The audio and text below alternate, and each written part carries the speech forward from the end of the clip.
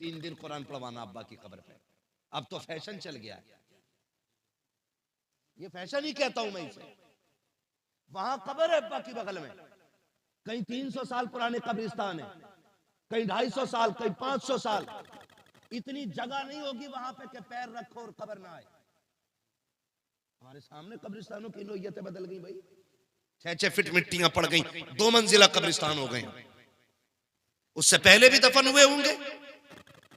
Train चला दिया, अब्बा मर गया, 3 हाफिज कुरान दे दो, कब्र पे कुरान पढ़वाना है। तुम्हें खुदा का वास्ता दे के कहता हूँ, कुरान पढ़ने वालों पे सितम ना किया करो। 500 रुपए और एक जोड़े के बदले में 3 दिन कुरान वालों को कब्रिस्तान में रख के कुरान पढ़वाया जाता है।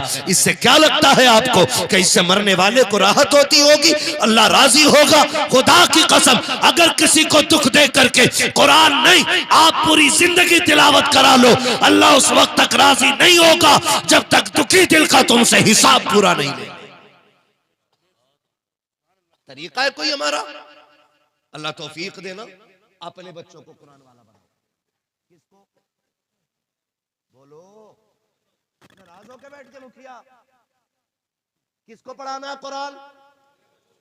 जोर से किसको? ये बीच वाले भी बोले किसको? भाई ऐसा तो नहीं है कि यहाँ किसी ने कह दी हो लंगर चलेगा और खा के ना आए हो ये लोग, है ना? ऐसा नहीं है ना, सारी खा पी के आए। जितने लोग खा के आए हैं वो जरा बोले या रसूल अल्लाह। ये देखो भाई, यामीन भाई, अपनी बेरी के बेर के खट्टे नहीं बताता। रोटी की बात आ गई तो भूखे भी बोल गए।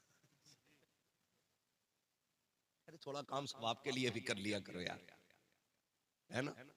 हम अपने बच्चों को पढ़ाएं, उन्हें दीन दें, उन्हें कुरान दें, है कि नहीं? करेंगे इंशाल्लाह। और याद रखिएगा, आप जिन्हें हिकारत से देखते हैं ना, हाफिज जी हैं, मुल्ला जी हैं, हाफिज जी जा रहे हैं, हालत तो यह है कि अगर गांव का कितना ही पुराना आलिम या बड़ा आलिम क्यों ना हो, वो अगर गुजर के जा रहा है और चंद टकों का मालिक है ना, जिसने भी नया नया रंग करा लिया ना घर पे, ऐसे बैठ के कहे आओ हाफिज जी आओ, ऐसे हिल नहीं सकता जालिम। आओ हाफिज जी आओ, मर के देख बेटे, पता चलेगा कि तेरी दौलत काम आएगी या कुरान वालों की तिलावत काम आएगी।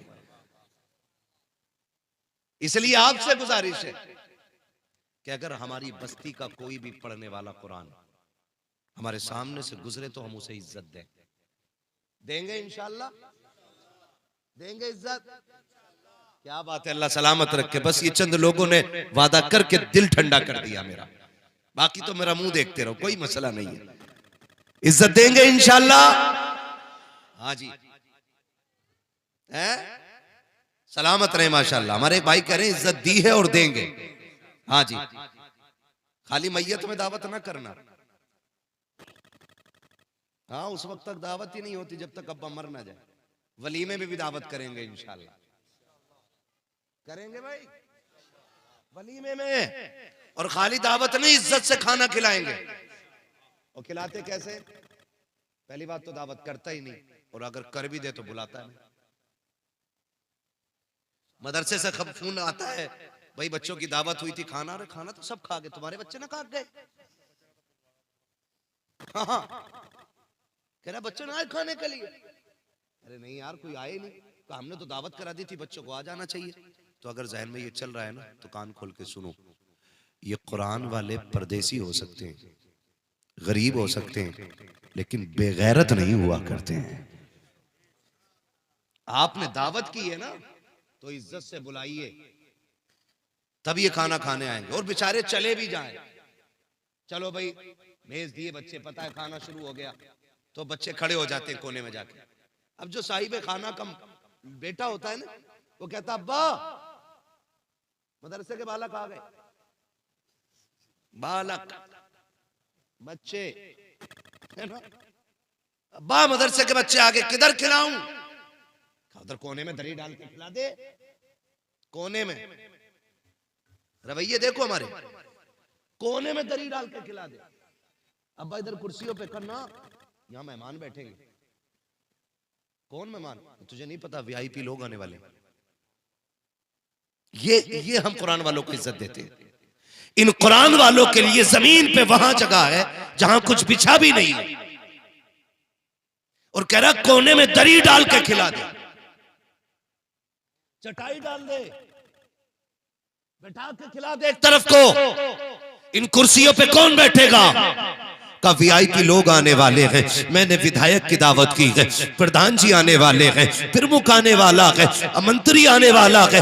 मैं आपसे पूछना चाहता हूं, आप वीआईपी किसको कहते हैं? आपने कहा वीआईपी लोगों को देखना है। मौलवी जरा ठहर, अभी वीआईपी लोग आने वाले हैं। हम भी कोने में सिमट के खड़े हो गए, हम भी तो देखें वीआईपी किसे कहा जाता है। अचानक एक महंगी गाड़ी रुकी, उसकी खिड़कियां खुली, उससे निकलने वाले लोग आए, लोगों ने उनका वेलकम किया, किसी ने गले में हार डाले, किसी ने जूस का गिलास पेश किया, कहा आइए सर आइए, ये कहकर के बुलाया गया। हम तो हैरत से देखते रह गए। इनकी भी दो आंखें हैं, हमारी भी दो आंखें हैं, इनके भी दो पैर हैं, हमारे भी दो पैर हैं, इनके भी दो हाथ हैं, हमारे भी दो हाथ हैं। आखिर इनमें वीआईपी ऐसा है क्या? मैंने कहा इनमें क्या नजर आया? हाथ पकड़ के आप कहते हो जनाब देखो तो सही, आपको ये वीआईपी नहीं लगते? मैंने कहा कैसे? कहा इनके जूते देखो, 18,000 का जूता पहने हुए हैं इसलिए वीआईपी हैं, 22,000 का कोट पहन के आए हैं इसलिए वीआईपी हैं, 14,000 का चश्मा लगा है इसलिए वीआईपी हैं,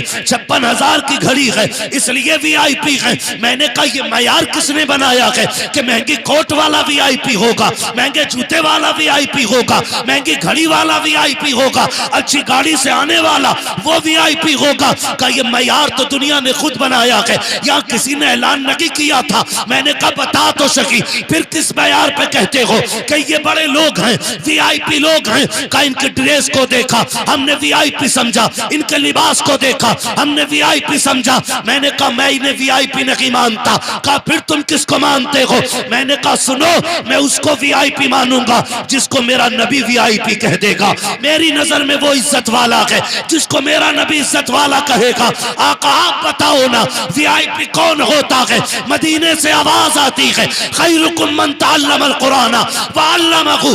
वीआईपी वो होता है जो कुरान सीखा करता है, कुरान सिखाया करता है।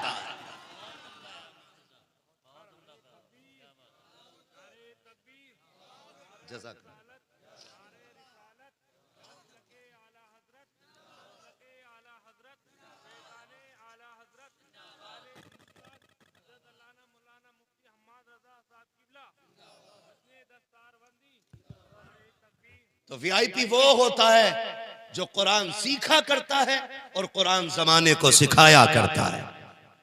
ये सबसे बड़ा वीआईपी है, और इसी की जगह एक कोने में डाल दी। हाँ, अब वीआईपी आया भी तो शुरू में हाफिज जी फातिहा दे दियो। बालक बड़ा गर्दा काट रहे हैं, बारात का खाना शुरू होने में देर लगेगी, गांव को पहले खिला दे रहे हैं। भाई हाफिज जी ने पढ़ दी फातिहा, आ गए और सबको कुत्तों की तरह खड़ा करके खिला रहे हैं हम लोग। ये कंडीशन हो गई, अब तो स्टैंडिंग में खाना चल रहा है। हमारी कौम का बेड़ा गर्क होने पे आ गया है, बिल्कुल खड़े होकर खाना चल रहा है। और पड़ गया खाना कम तो कह रहा मौलाना ने फातिहा सही ना पढ़ी थी। ले भाई, हाँ हाँ, अगर खाना कम पड़ गया तो फातिहा कम पड़ी है भाई। तो दूसरा करवट में कहा मुझे भी लग रहा था जल्दी में थे मौलाना, मुतवल्ली साहब का फोन आ गया था। हाँ, तो इमाम साहब वैसे फंस जाते हैं बेचारे कि इतनी मेहनत से मैंने पढ़ी और सब पे पानी फेर दिया। बरकत जो खत्म हुई है ना, बरकत जो खत्म हुई है वो इसलिए खत्म नहीं हुई कि फातिहा हल्की पड़ी गई। बरकत इसलिए खत्म हो गई कि तुमने बरकत वालों को इज्जत ही नहीं दी थी। तुमने बरकत वालों को इज्जत ही नहीं दी थी। ये कुरान पढ़ने वालों की तो वो जमात है कि अगर ये कब्रिस्तान से गुजर जाएं तो अल्लाह 40 दिन का अजाब कब्रिस्तानों से उठा लेता है। फिर कह रहे बरकत नहीं हो रही, तमाम बोटियां कम पड़ गई ना। ऐसे कम ना पड़ी, लल्ला जी ने वीआईपी बना के बुलाया था ना, आधा डोंगा नीचे फेंक रहे थे, आधा ही खा रहे थे। क्योंकि कुरान वाले रिज्क की कदर जानते हैं। सुभान अल्लाह। कुरान वाले रिज्क की कदर जानते हैं। और आपको यकीन ना हो तो जो लोग कुरान वालों को घर पे खाना खिला रहे हैं उनसे पूछो बरकत कितनी होती है, उनसे पूछो आप।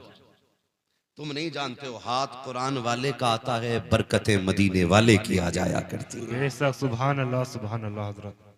ये वो जमात है जहां हाथ डाल दे वहां बरकत हो जाती है।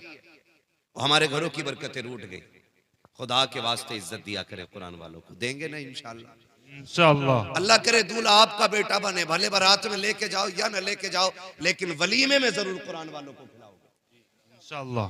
खिलाएंगे इंशाल्लाह। इंशाअल्लाह। पीछे वाले भी वादा करें इंशाल्लाह। इंशाअल्लाह। अब्बा के मरने से पहले अपने बेटे की शादी पे कुरान वालों के कपड़े बनाया करेंगे इंशाअल्लाह। इंशाअल्लाह। इंशाअल्लाह। तो देखो दोस्तों के कपड़े दूल्हा बना देता है। जी।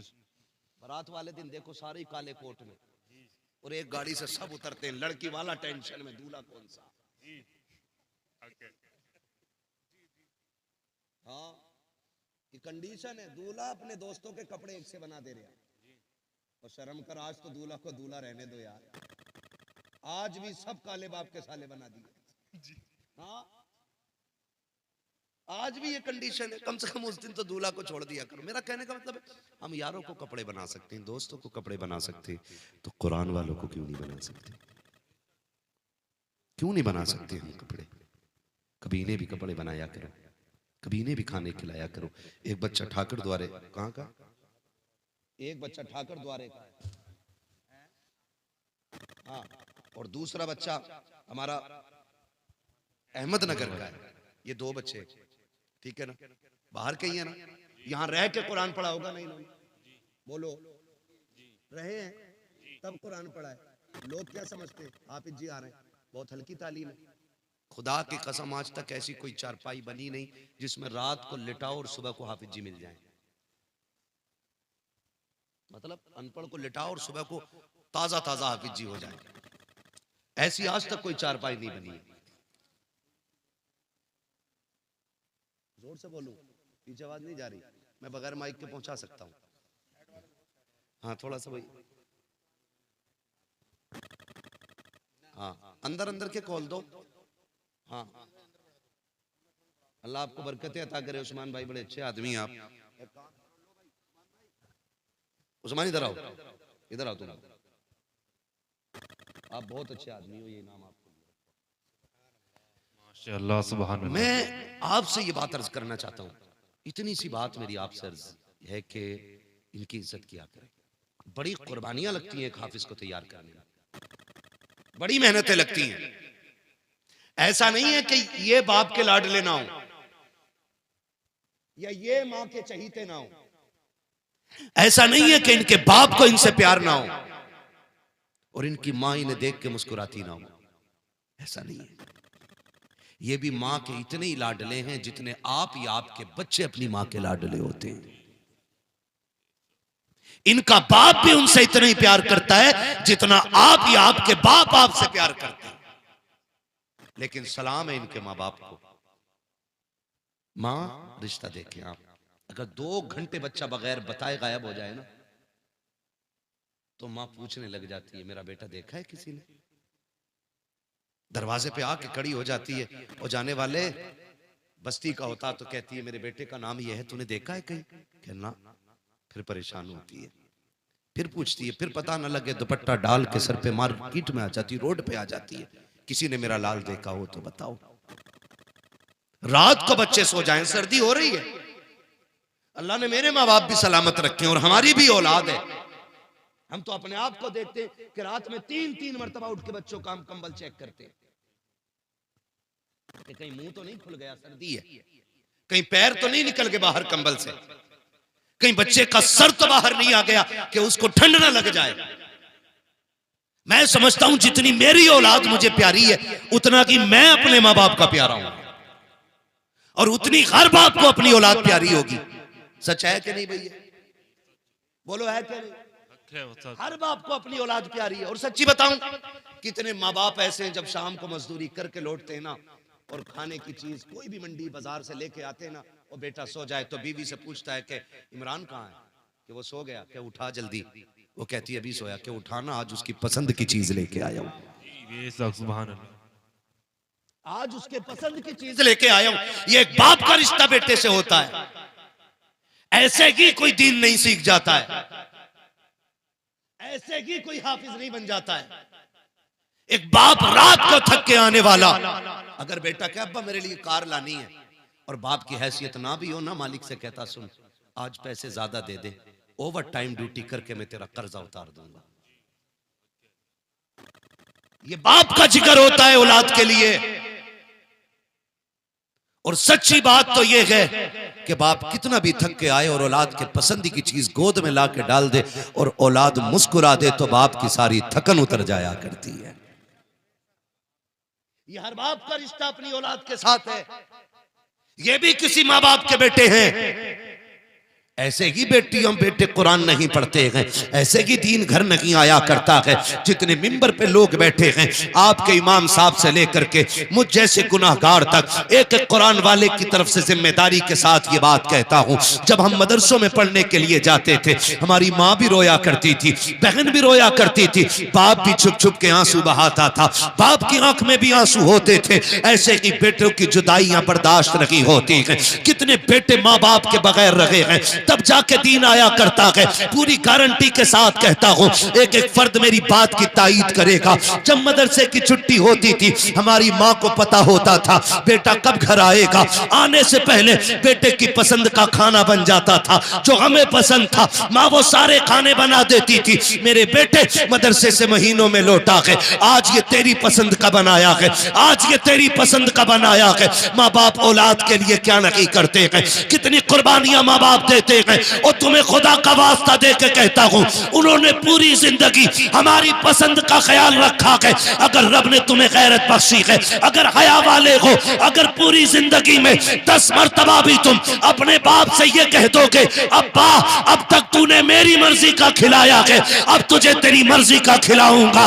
मैं ये नहीं जानता कि दुनिया क्या कहेगी, लेकिन इतना जानता हूं अगर बाप राजी हो जाएगा तो सुनो काबे वाला भी राजी हो जाएगा, साथ मदीने वाला भी राजी हो जाएगा। नारे तकबीर, नारे रिसालत, मसलके आला हजरत, मसलके आला हजरत, उलमाए अहले सुन्नत, अज़मते वालिदैन, अज़मते वालिदैन हजरत अल्लामा मुफ्ती हम्मद रज़ा साहिब क़िबला।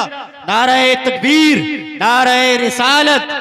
माशाअल्लाह, बहुत खूब हजरत। बड़ी कुर्बानी माँ बाप की होती है। ऐसे ही कोई हाफिज नहीं बन जाता, ऐसे ही कोई हाफिज नहीं बन जाता। आप हाथ उठाओ या ना उठाओ, अब मुझे ये भी शिकायत नहीं है। मुझे शिकायत तब तक थी जब तक आप ऊपर नहीं आए थे।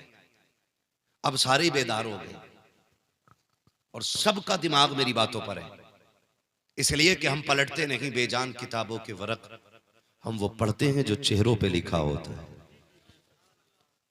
मैं जान रहा हूं कि मैं जितनी मेहनत से बोल रहा हूं उतने प्यार से आप सुन रहे हैं।